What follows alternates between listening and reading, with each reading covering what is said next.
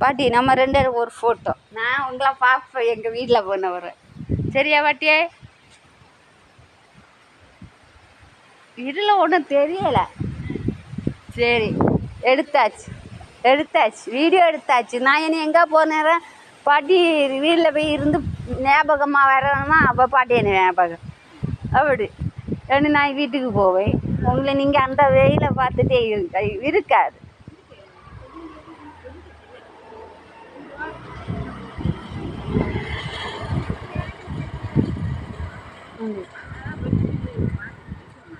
இதில் என்ன வந்து அடைஞ்சாலும் தெரியாதே. ஏன்னா உங்களுக்கு வீடு நிறைய 2 3 ஒரு வீடு போனால் அங்கே மொத்தம் 2 பின்னாலையும் வீடு இருக்குது. பின்னாலையும் வீடு இருக்கு. அப்போ அந்த பெரிய வீடு யாதுங்க?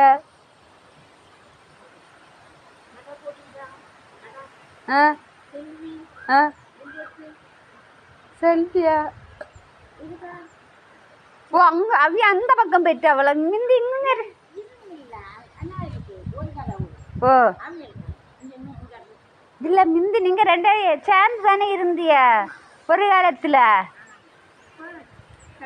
தண்ணி சேர்ந்து வாழகி எங்கே யார் இருக்கியா?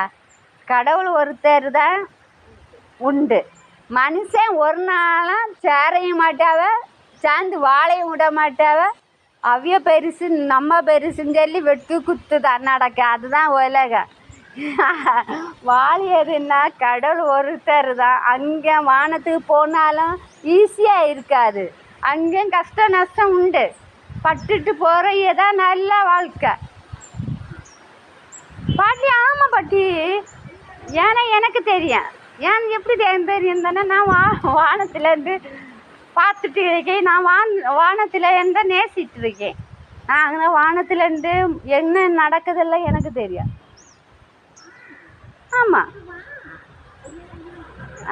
நான் போகிறேன் வீட்டுக்கு.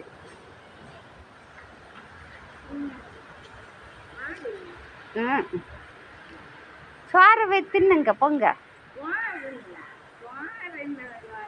அதே 6 மாதமே பிறக்க நேரமே சோறு. நான் சாகாலவே சோறு தான். எனக்கு வேறு என்ன புதுசாக சாப்பாடு உண்டு? பின்ன பிரியாணியோ அதுக்கு அவனுங்க தண்ணி நம்ம உடம்புல இருக்க தண்ணி எல்லாம் அந்த புரோட்டையில் அடித்து குத்தி அது நம்ம போய் சாப்பிடுவேன். குறை சொல்லலை, சாப்பிடுவேன். அந்த அழுக்கோட தான் அவரை குத்தியது எடுக்கிறது, அடுத்தது எண்ணெய் எடுத்து தடவியது, அடுத்து இந்த பாவடையை தொடச்சியது, அந்த மாவை எடுக்க. அதுதான் உண்மை. தெரியாமல் நம்ம பசினால போய் சாப்பிடியாது பணத்தை செலாய்க்கு. ஆனால் நான் அம்மா வீட்டிலன்னா இப்படி பாவடையை தடவ உண்மை தானே பாட்டி? 100க்கு 100 உண்மை தானே? அதான் பாட்டி சொல்லியது கரெக்டு. ஆனால் அதுதான் உண்மை.